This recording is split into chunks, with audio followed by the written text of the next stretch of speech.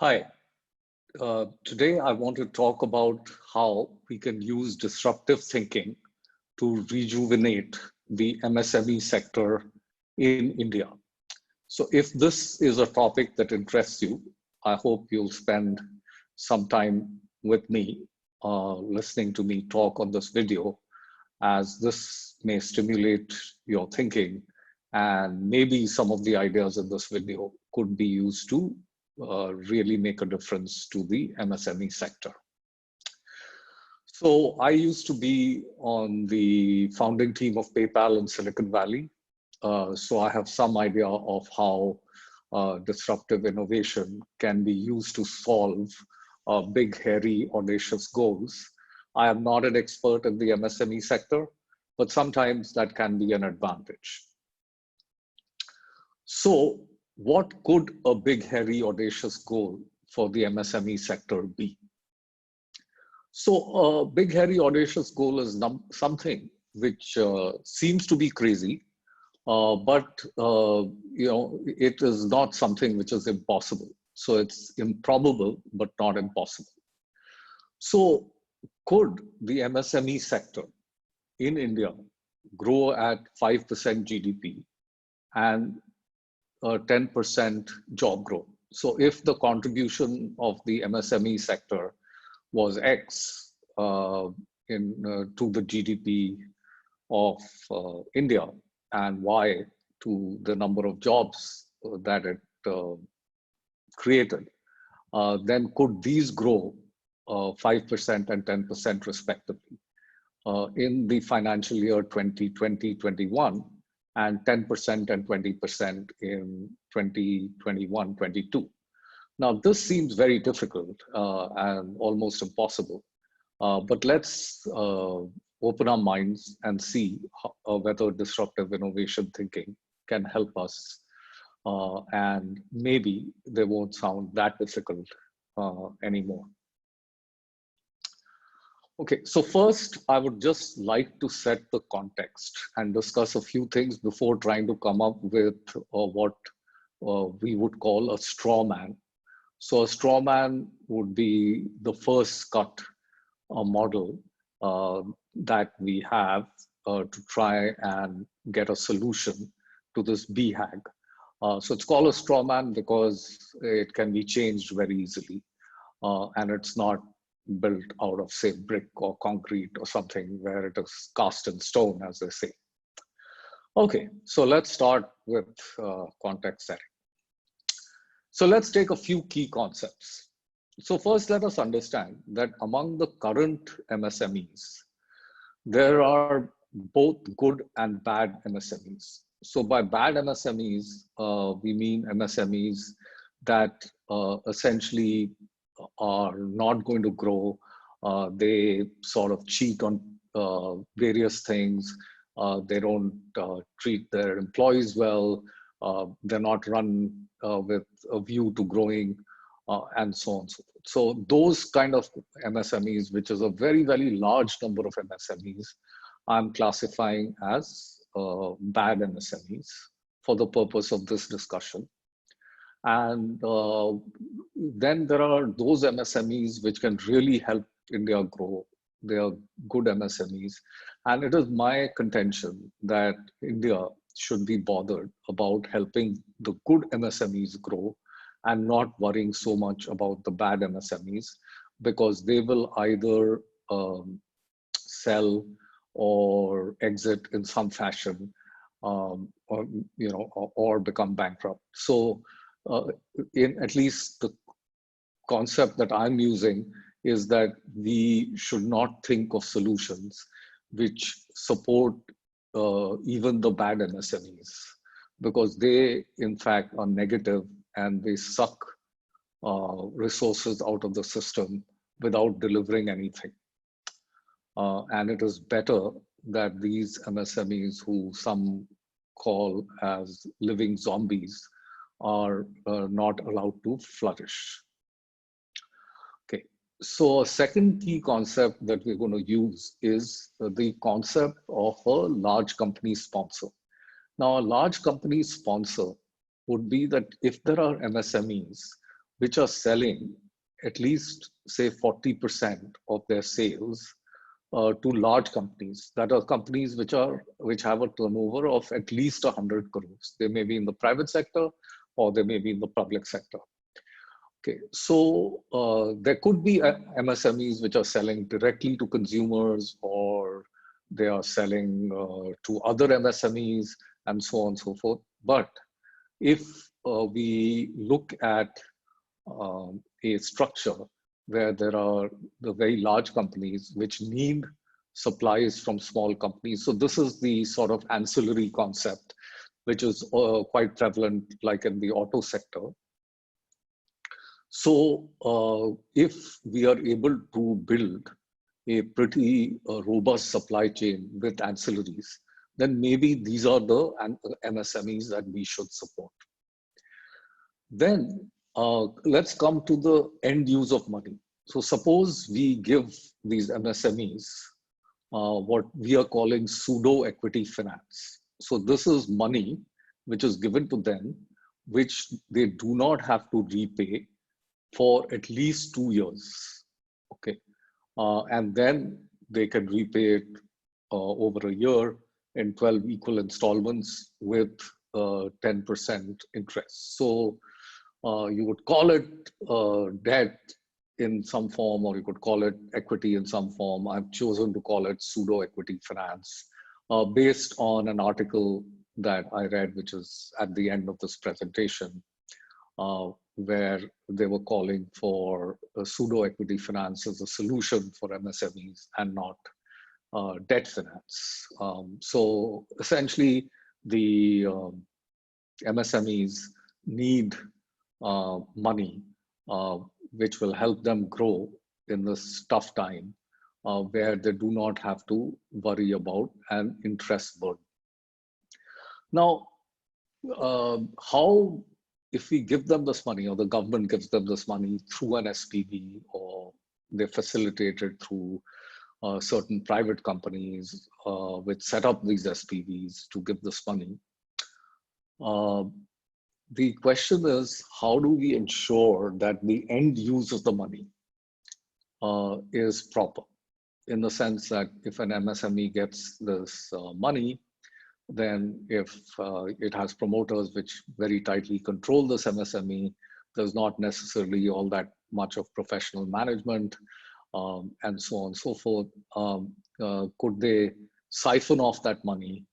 Could they use it for, say, buying gold jewelry, or for their personal expenses, or to invest in the stock market, or some other thing which is not necessarily related to their business?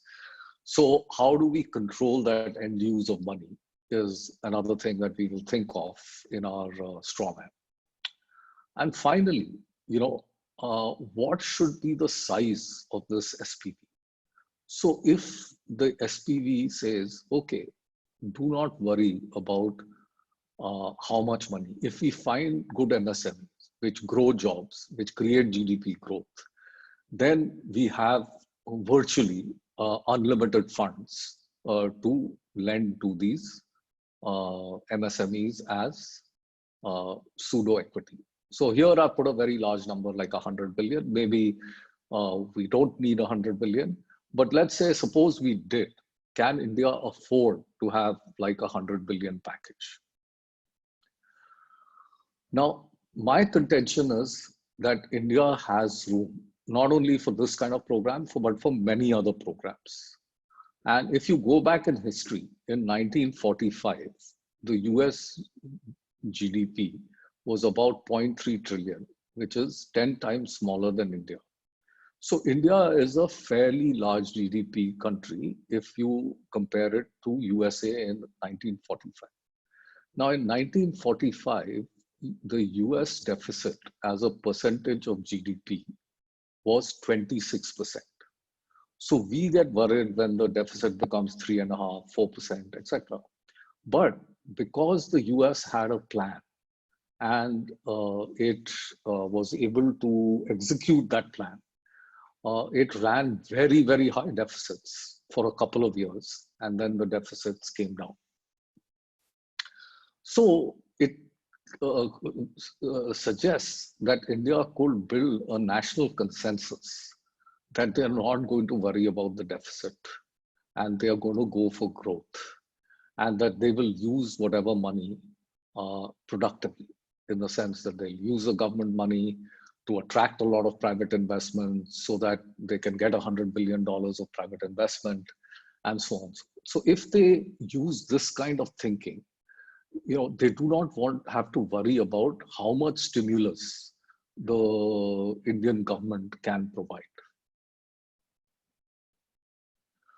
So again, carrying on this, because this is a very sort of different way of thinking, I just want to reinforce why I'm saying this.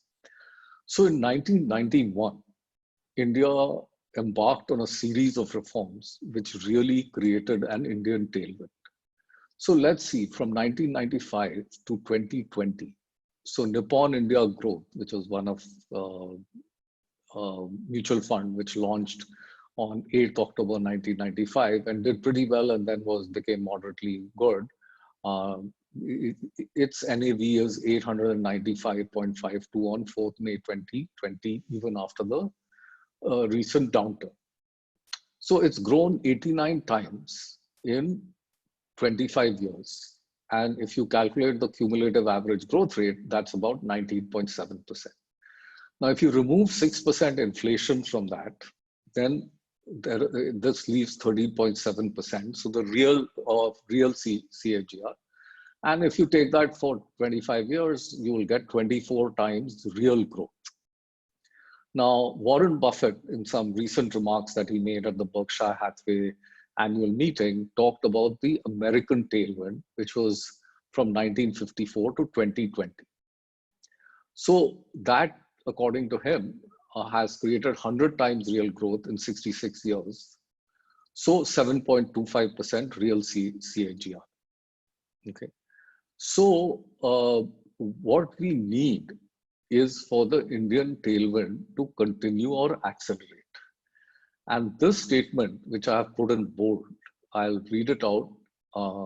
And this, to me, is very key in trying to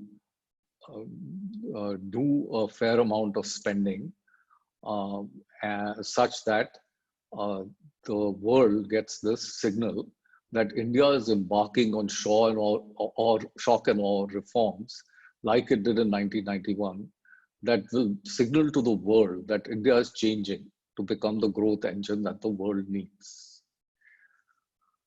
Okay, so now that we have set the context, let's start building the straw man. So under this stimulus, what will a good MSME get?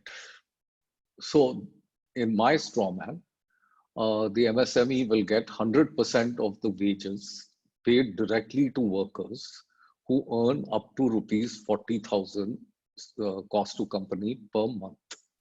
Okay, so this will not go to the MSME, but it will go straight into the workers' accounts, which are employed by this MSME.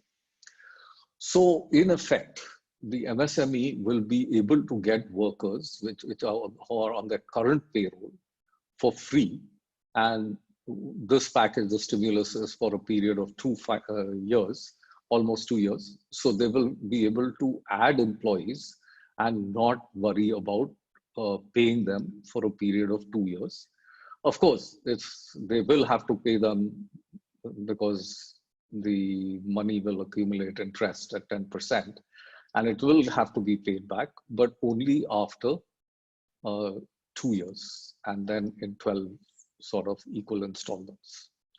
So it's basically trying to say that, okay, you have this window where you can grow and concentrate on growth without having to worry about where will the capital come from. And 100% of the output GST will be paid directly to GST. Okay, so on behalf of this MSME, this SPV, which will pay wages directly to the workers and pay GST directly to GST. And whatever they pay on behalf of this MSME will be booked as a pseudo equity. Now, there'll be some conditions on these pseudo equity conditions. So it will stop on March 31, 2022. So after March 31, 2022, the MSME will have to not only start paying whatever workers they have, but they will also have to start repaying the pseudo equity that they had taken from the SPV. Now, during this period, they could have built capacity, they could have arranged other modes of funding, which could have been cheaper and so on and so forth, rather than having equity funding. And it should be quite possible for them to do both of these if they are good MSMEs. Okay, so it'll also stop if agreed growth targets, which the MSME will agree to month by month for this 24-month period, are not met for jobs and for output GST, right? So part of the onboarding process will be that they'll have to agree to certain targets and meet them. If stopped, then the amount will need to be repaid in 12 installments, and failure to pay will result in bankruptcy proceedings. So this is to avoid adverse selection, that you only want to actually finance really good MSMEs. Now, the role of the sponsor companies: a sponsor company must have a turnover of at least 100 crores in FY 2019-20. A minimum of 40% of the sale of the MSME should be to large companies who agreed to sponsor the MSME for getting PEF, that is pseudo equity finance. The sponsor companies are not taking any risk or making any commitment to continue to buy from the MSME, but they are saying that at this point in time, they think the MSME is fit and proper to avail PEF. Now, under this, who will get excluded? So MSME who cannot commit to the minimum growth conditions, right? So here you'd ask that, but why are we excluding, MSMEs? Shouldn't more MSMEs get included? So we are saying, why is the government giving the stimulus to the MSMEs? They are giving the stimulus because they want the MSMEs to be the growth engines for the economy. So those MSMEs who can't commit to being the growth engines, okay, they should not give them the stimulus. So MSME who do not agree to the default conditions. So if because it's very easy for an MSME to just agree to all the growth conditions and then get the pseudo equity finance and then say, I couldn't meet these. I tried my best, but I couldn't, right? So now if they default, there will be some conditions that will be there when they've taken the pseudo equity finance, which probably will need to be defined. But if the MSME does not agree to them, then it looks like that this is not a very confident MSME, because they really should not default. And some of the targets could be pretty easy in the first few months, but then they could start ramping up to meet the goals. So those MSMEs who sell to other MSMEs or to consumers directly and don't sell at least 40% of their sales to the companies that are sponsoring them, they won't qualify. And what is the need for sponsoring companies? Because here we want to build a system which is very quick, very simple, and so on. So to avoid detailed credit analysis, to avoid adverse selection, this sponsoring companies is kind of a disruptive idea, which helps to make sure that this PEF is used properly. And the companies who get excluded could look to build themselves up, or to merge, or to sell, or exit. Now, one of the things for the straw man to succeed is flawless execution. So what we have to think is that if a MSME who's good wants to avail of this, how do we make it such that within 30 minutes, they can onboard. So if, say, they know that they have, say, 8 sponsor companies which account for 40% of their sales, and they put in the, say, CIN numbers of the sponsor companies, then the sponsor companies immediately get a thing saying, okay, this person has requested sponsorship. Do you agree or disagree? They enter. If they agree, then they've met the sponsor condition. Then they meet the other conditions for growth. The base levels are set in terms of what their current output GST is and the current number of employees that are there. They give the bank accounts and other details of their employees so that the payments can be made directly. They have a system where they upload their GST details so that the GST payment can be made directly, and so on and so forth, right? So in this whole process, which is not necessarily very simple to design, but not that complex either, the whole goal would be that how does a person get on to the system within 30 minutes? And once they're on, their next payroll, their next GST payment will be made by the SPV. So easy payroll and GST. And then, how does this company sort of get a dashboard which knows what's happened? How do they update changes like every month so that these things can be made very easily? And how does the dashboard feed to their accounting software so that you know how much pseudo equity finance you've taken, what is the interest building up to, what will you have to return from which date onwards, and so on and so forth is all available. Now, this is a very rough straw man, but if we put any straw man like this to the test, so we can then start asking ourselves, is there a better way to meet the BHAG? Are there enough safeguards within this to prevent abuse? So we can start talking to MSMEs, we can start talking to what we could call ethical hackers, saying, how will you game the system? How will you abuse the system? And so on and so forth. Is it simple to use? How will we communicate it? And how will we track it?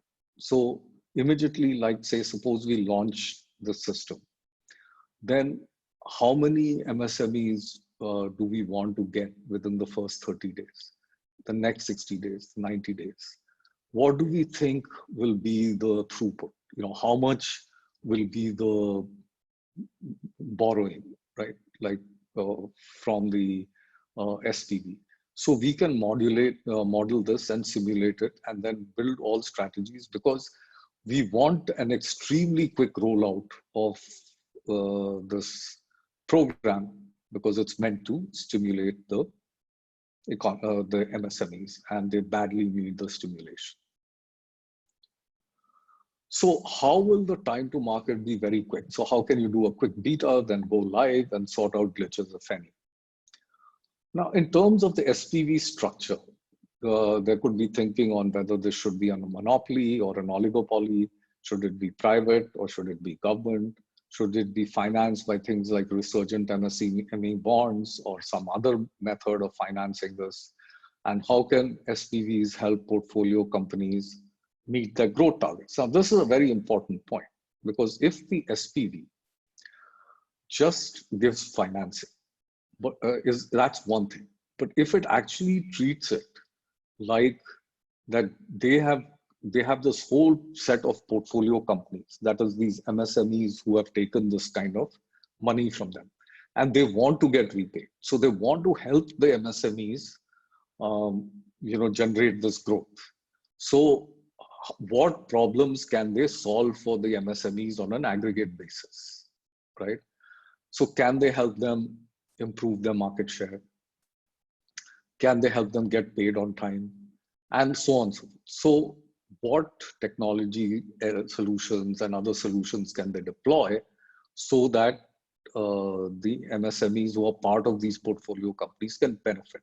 Can they have best practices sharing? Can they have talks by experts and so on and so forth, which will bolster the capabilities of MSMEs? to grow in a very positive fashion.